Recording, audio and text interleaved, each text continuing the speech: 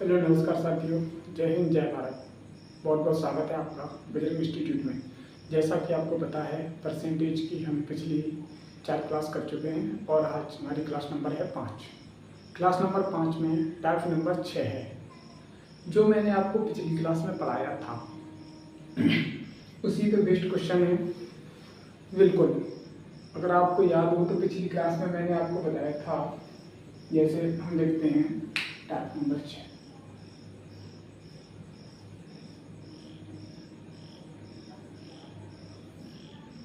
Type number 6 में क्या पढ़ा था हमने?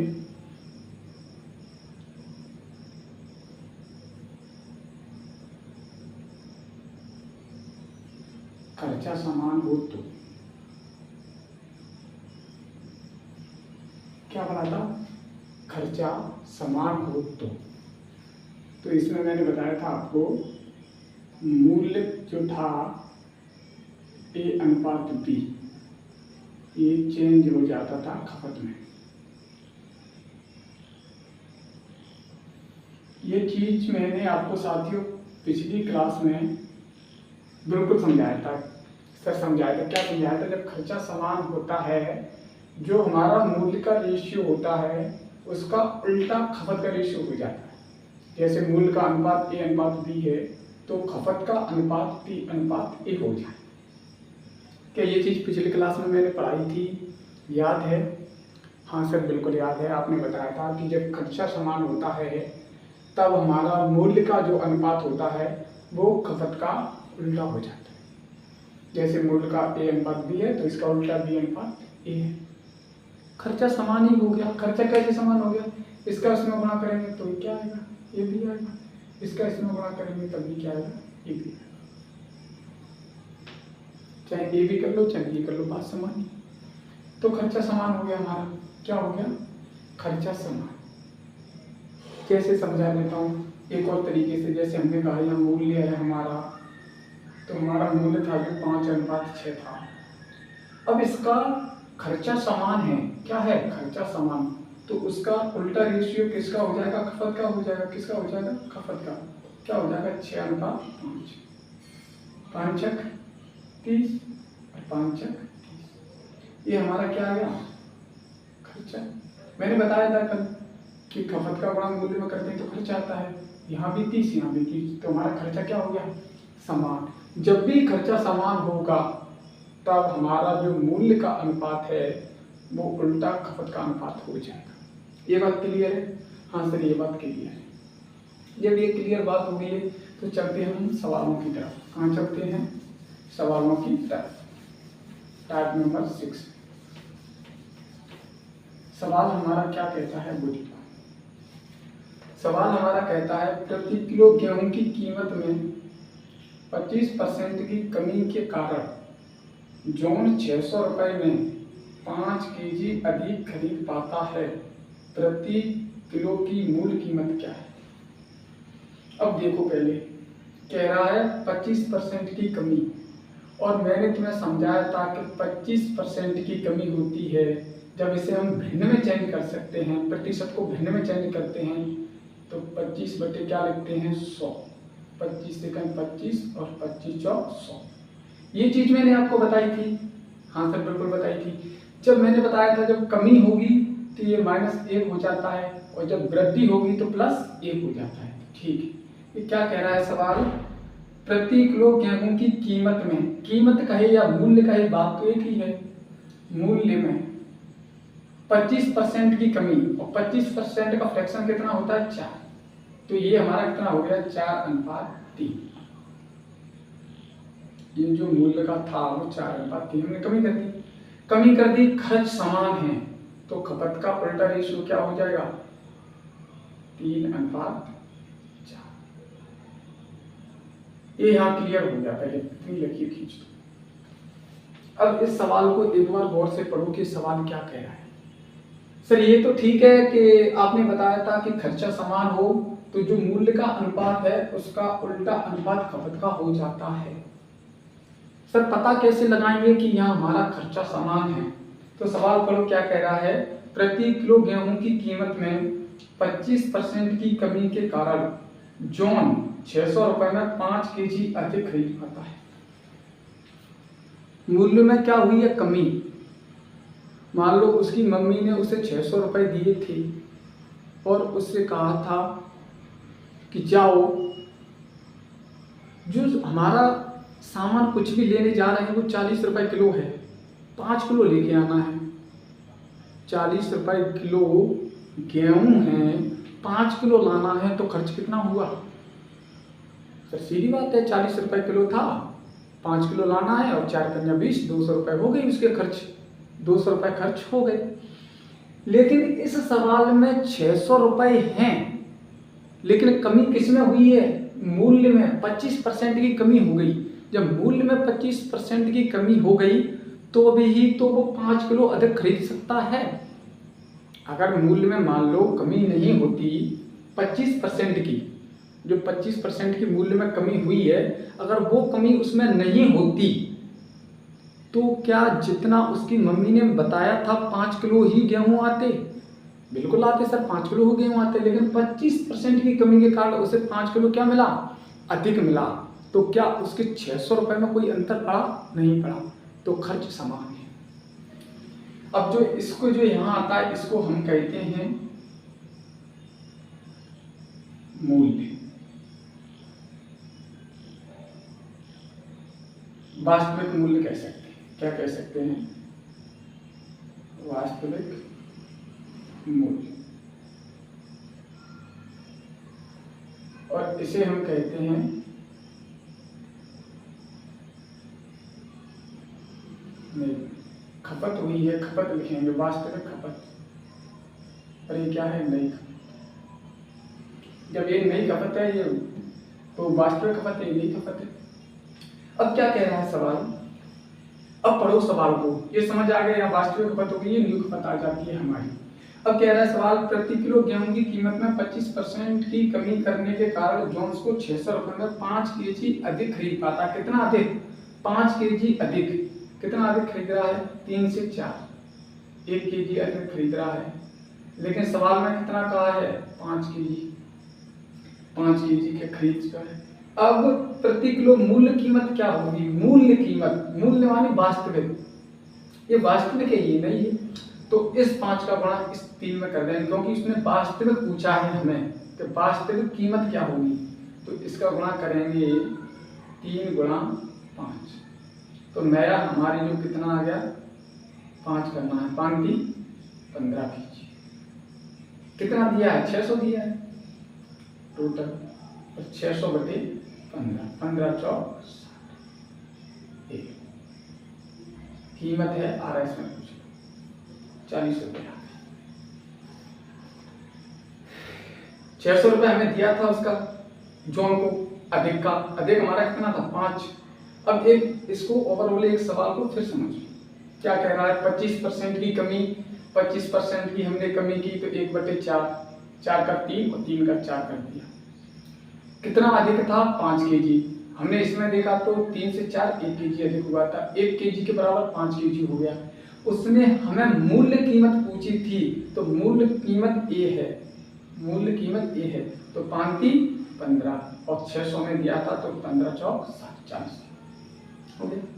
इसमें मूल्य कीमत पूछी है। अब ऐसे ही नया कीमत का सवाल आ सकता है। किसका? नया का।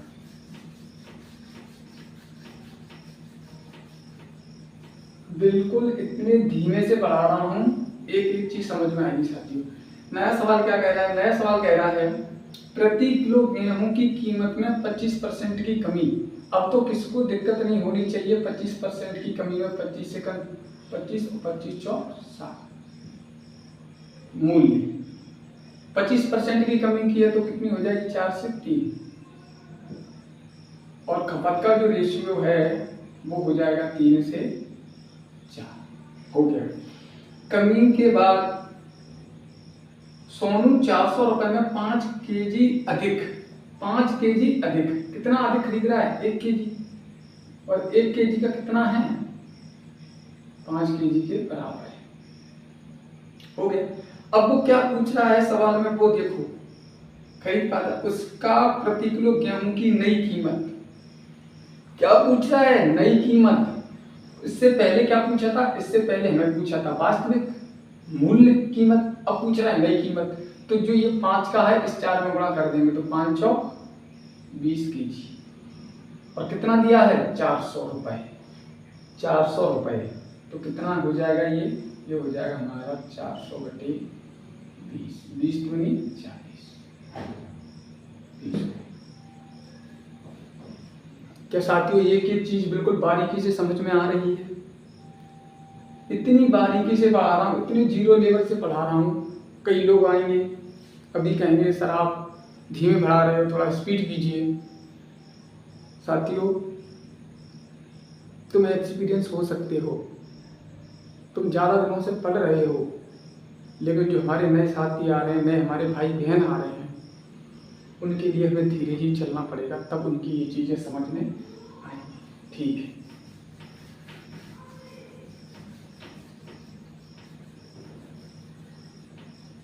चलो अगला सवाल क्या कहता है देखते हैं।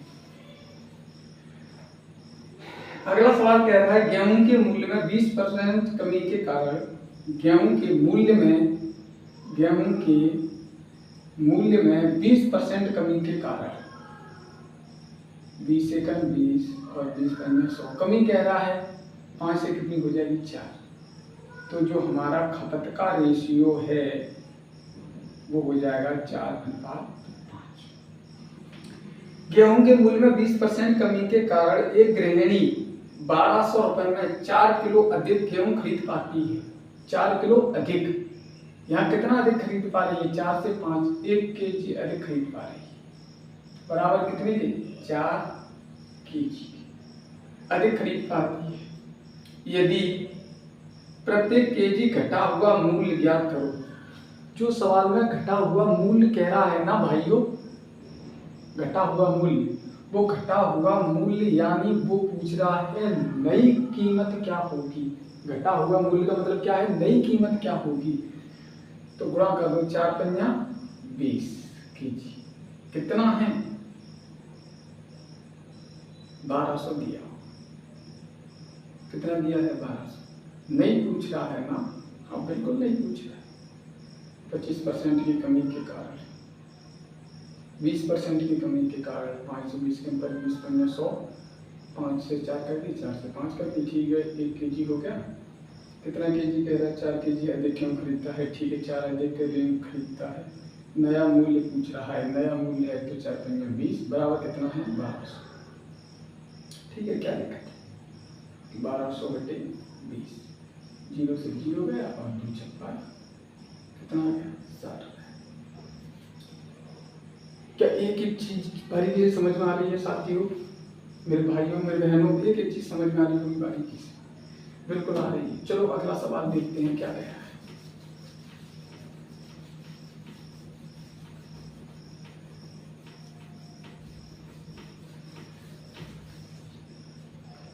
अगला सवाल कह रहा है चीनी के मूल्य में 20% की कमी से खरीदार को 160 रुपए में 2.5 kg अधिक प्राप्त होता है।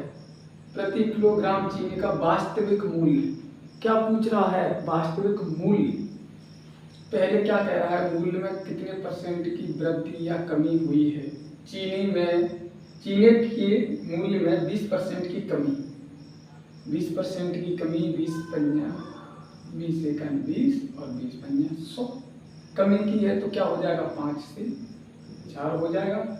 और जो हमारा खपत का रेशियो है वो 4 से 5 हो जाएगा। अब कह रहा है जिसमें 2.5 kg अधिक प्राप्त होता है, यानी 2.5 किलो अधिक प्राप्त होता है। कितना? 2.5 किलो। लेकिन हमारा कितना है? 1 kg बराबर कितना है? 2.5 kg। वास्तविक मूल्य पूछ रहा है। क्या पूछ रहा है? वास्तविक मूल्य। तो वास्तविक मूल्य पूछ रहा है तो हमें वास्तविक खपत निकालनी पड़ेगी। तो हम क्या करेंगे? यहाँ 2.5 गुणा 4 गुणा कर लो। 4 पंजा 20 की 0 यहाँ से लगी 2, 4 दूनी 8 और 2 10। वास्तविक ही मूल्य पूछ रहा है। हाँ बिल्कुल वास्तविक ही मूल्य पूछ रहा है।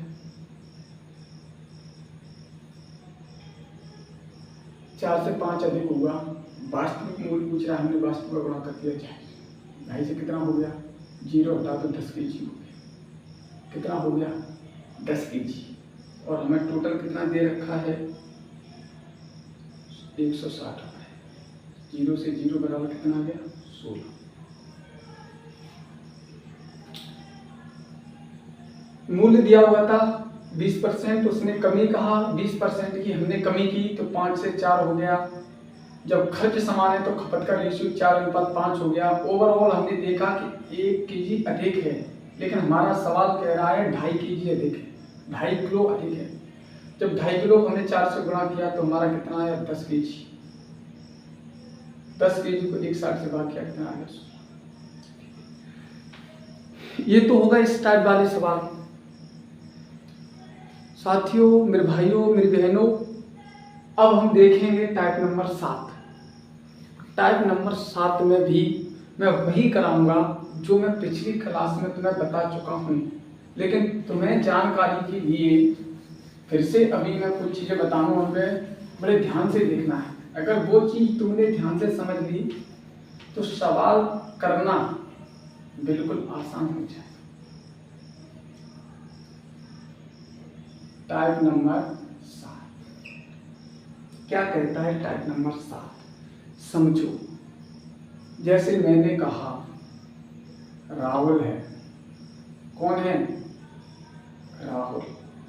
राहुल का जो मूल्य है, क्या है? मूल्य। राहुल 1 महीने का मूल्य है, मूल्य नहीं है, आय कह दो। क्या कह दो? आय। अब से आय को इंग्लिश में सैलरी समझ लो। क्या समझ लो? सैलरी। मान लो राहुल की जो आय है वो 20,000 रुपए है। राहुल 1 महीने में 20,000 रुपए कमाता है। राहुल 1 महीने में 20,000 रुपए कमाता है। तो ये 4,000 रुपए खर्च कर देता है। क्या कर देता है? 4,000 खर्च। राहुल की आय जो है वो 20,000 रुपए है और राहुल उस आय में से खर्च 4,000 रुपए कर देता है। अगर अब मैं तुमसे पूछूं कि जब राहुल 20,000 कमाता है और 4,000 खर्च कर देता है तो ये बचाता कितना है? तो जो ये बचाएगा, जो इसकी बचत होगी वो 16,000 रुपए नहीं होगी मेरे भाइयों बहनों, बिल्कुल होगी सर। 20,000 कमाता था, 4,000 खर्च कर दिए, कितना बचा? 16,000 रुपए। क्या किया है? क्या इस 20,000 में से हमने इस 4,000 को माइनस कर दिया, आय में से खर्च को माइनस किया तो हमें क्या मिला? बचत। जब आय में से हमने खर्च को माइनस किया तो हमें क्या मिला? बचत। अगर हम खर्च और बचत को जोड़ दें तो हमें क्या मिल जाएगी? आय मिल जाएगी। दोनों रूप से हम निकाल सकते हैं। कैसे निकाल सकते हैं? जब हमने आय में से खर्च को माइनस किया तो हमें बचत मिली, और जब हम बचत को और खर्च को जोड़ देते हैं दोनों को तो हमें क्या मिलती है? आय मिलती है। इसी पे एक फॉर्मूला हमने बनाया है। क्या फॉर्मूला है? फॉर्मूला है इसका आय बराबर खर्च प्लस बचत।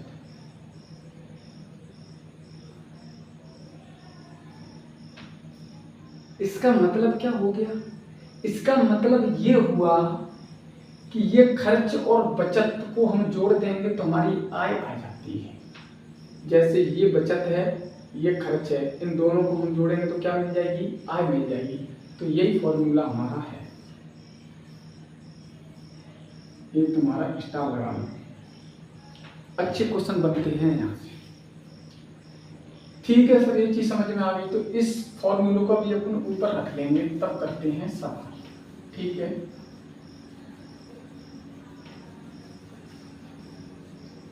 ये हमने रख लिया आय बराबर खर्च प्लस बचत। जस्ट ये मैंने तुम्हें समझाने के लिए लिख रखा है, वैसे इसकी कोई जरूरत है नहीं, समझाने के लिए रखा है। तो क्या कहता है पहला सवाल? देखो विकास अपने वेतन का 80% खर्च करता है। मान लो ये आय है, अनुपात खर्च अनुपात बचत। ये जो हमारा इस फॉर्मूले को लिखने का जो तरीका होगा वो हम ऐसे करेंगे। फिर मैं यहाँ समझाता चलूंगा ये मैंने किस लिए लिखा है। क्या कह रहा है सवाल, विकास अपने वेतन का 80% खर्च करता है। विकास अपने वेतन, अब विकास का वेतन हमें पता तो है नहीं है साथियों के उसका वेतन कितना है, तो मान लेते हम उसका वेतन 100 रुपए है। 100 रुपए है तो क्या कह रहा है सवाल कह रहा है विकास अपने वेतन का 80% खर्च कर देता है। कितना? 80 खर्च कर दिया। अब एक बात बताओ साथियों, मान लो विकास 100 रुपए कमाता है, 80 खर्च कर देता है। 100 रुपए कमाता है, 80 खर्च कर देता है, तो ये बचाएगा कितना? बचाएगा सर 20 रुपए।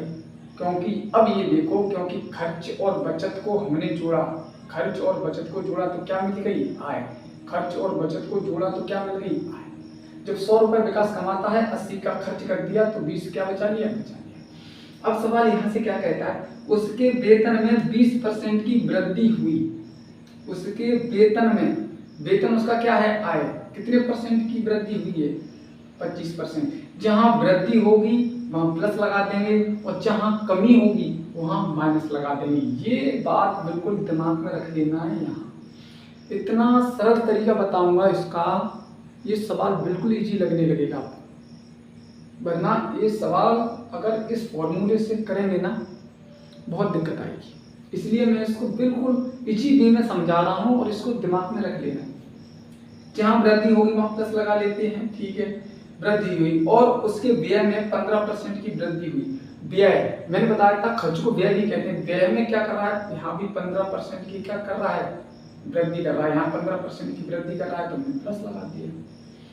कुछ नहीं करना, सिर्फ एक चीज करनी है। क्या करनी है? पहले इसको सॉल्व कर लेते हैं। 0 से 0 0 हो गया, 2 एकम 2 और 2 चौक 8 और 2 पंजा 10। ये रेशियो हमने काट के छोटा कर लिया। गुणा करना है सिर्फ, इसका इसमें कर दो। 25 पंजा 125%। जब 25 का 5 में गुणा करेंगे तो 125% हो गया, ठीक है। जब 15 चौक 60, यहां भी प्लस लगा। अब एक बात बताओ मुझे, जब इसकी आय 125% है और इसका खर्चा 60% है तो इसकी बचत क्या होगी? सर जब आय 125 है, खर्चा 160 है तो घटा दो, इसकी बचत निकल आएगी। तो जब 125 में से इसको घटाएंगे तो कितना आएगा? 165%। ये आय हो गई, ये खर्च हो गया, ये बचत हो गई। यहां तक क्लियर समझ में आ रहा है ना? हाँ आ रहा है। अब हमें कुछ नहीं करना। घटा क्यों दिया? क्योंकि घटा इसलिए दिया, ये भी प्लस का था, ये भी प्लस का था, तो कोई दिक्कत है नहीं, कोई दिक्कत नहीं है। जब हमें आय दिया हो, खर्च दिया हो और बचत निकालनी हो तो आय में से खर्च को माइनस कर देते हैं तो बचत निकल आती है। तो हमने यहाँ पर माइनस की कर दिया। क्या ये चीज क्लियर हो गई? जब 125% में से माइनस का 60% गया तो 65% निकल गया है। और सवाल पूछ क्या रहा है? सवाल पूछ रहा है उसकी बचत में कितने प्रतिशत की वृद्धि हुई। उसकी बचत में कितने प्रतिशत की वृद्धि हुई? बचत आ गई है हमारी, कुछ नहीं करना। 65% है, बटे में 1 करना है, बराबर कितना आ गया? 65% की वृद्धि होगा। बचत ही तो बची बाद में, इसमें से इसको हमने घटा दिया तो कितनी बची थी? 65% बचत। और जो यहाँ बचत का रेशियो होगा उससे हमें भाग करना है, तो हमने ये भाग कर दिया तो कितना आया था हमारा? 65%।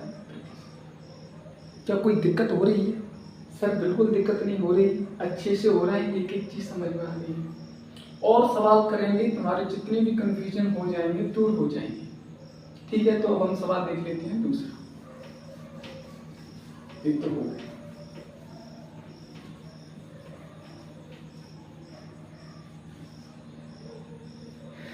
ये वृद्धि हो गई, अब एक सवाल कमी का और कह रहा है, उस पर और देख लो क्या कह रहा है। विकास अपने वेतन का 80% खर्च करता है। विकास अपने वेतन का, मान लो उसकी जो आय है वो 100 है, खर्च हो गया और इधर क्या हो गई, बचत। विकास अपने वेतन का 80% खर्च करता है, ये 80 उसने खर्च कर दिया, उसकी आय 100 थी, 80 खर्च कर दिया, बचत कितनी हो जाएगी, 20 हो जाएगी। काट लो, 20 पंजे 100, 20 चौक 80 और 20 एकम 20। अब क्या कह रहा है, ये कह रहा है उसके वेतन में 25% की वृद्धि, 25% की वृद्धि होगी तो प्लस का लगा के हमने 25% की इसमें वृद्धि कर दी। फिर इसके बाद कह रहा है और उसके व्यय में 15% की वृद्धि हुई। व्यय यानी खर्च, खर्च में 15% की वृद्धि हो रही है तो प्लस का 15%, 25 पंजा 125%, ये किसमें है, प्लस में। अरे वृद्धि नहीं कमी बोला है उसने, यहाँ क्या बोला है, कमी बोला है बेटा, कमी। 15%, तो 15 चौक 60, यहाँ क्या होगा, माइनस। अब मुझे तुम एक चीज बता दो, यहाँ 15% की कमी हुई है और पहले सवाल में यहाँ 15% की वृद्धि हुई थी। बस सवाल में इतना ही चेंज किया है, पहले 15% की वृद्धि हुई थी, अब यहाँ 15% की इसने कमी कर दी। कमी कर दी तो यहाँ क्या आएगा, माइनस, माइनस आएगा। अब मुझे बता दो कि अगर हमें बचत निकालनी है तो इसमें से इसको घटाएंगे तो यहाँ क्या आएगा, यहाँ मत देखो, कॉपी में करो क्या आएगा, बचत क्या आएगी, यहाँ बचत आएगी बेटा, ये प्लस का 125 है, ये तो प्लस का ही रहेगा। जब तुम्हें पता है कि जब हम 125% होता है, 125% है, जब हम आय और खर्च दी हो, अगर बचत निकालते हैं, क्या निकालते हैं, बचत, तो इस खर्च को इस आय में से हम माइनस करते हैं, तो 125% माइनस और माइनस का ये 60%।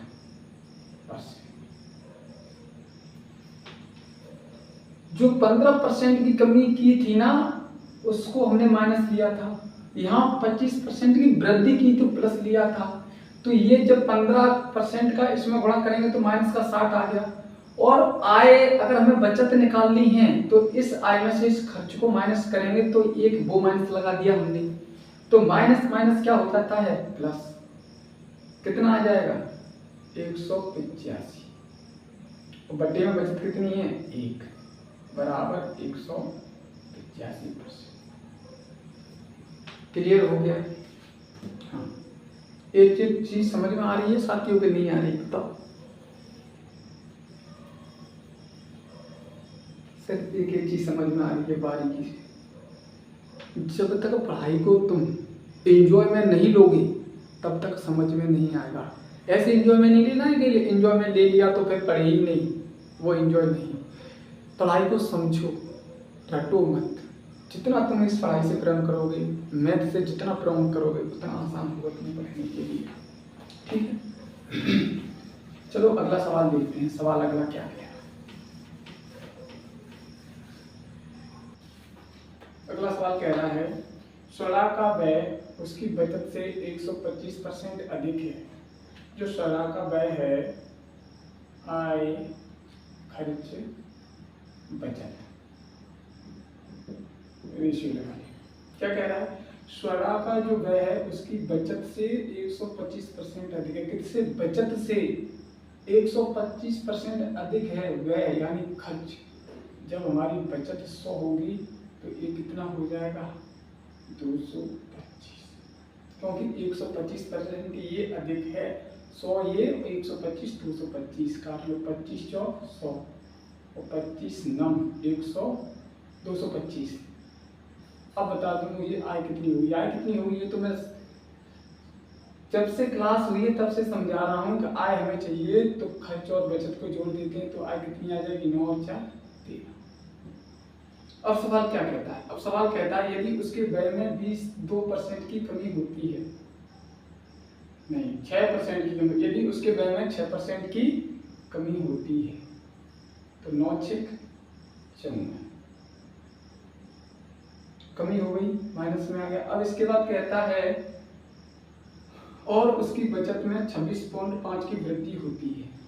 कितने की? प्लस लगा लो, वृद्धि हो रही है, 26.5% की वृद्धि होती है। तो कितना आएगा? 6×5 20 की 0 हाथ से लगी 2, 4×6 24, 25 26 की 6 हाथ से 2, 4×2 8 और 2 10।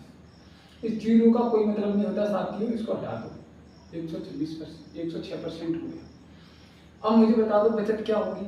तो पता है सर, बचत तो आप तब से ही बता रहे हैं, इन दोनों को जोड़ दो, यहाँ आ जाएगी।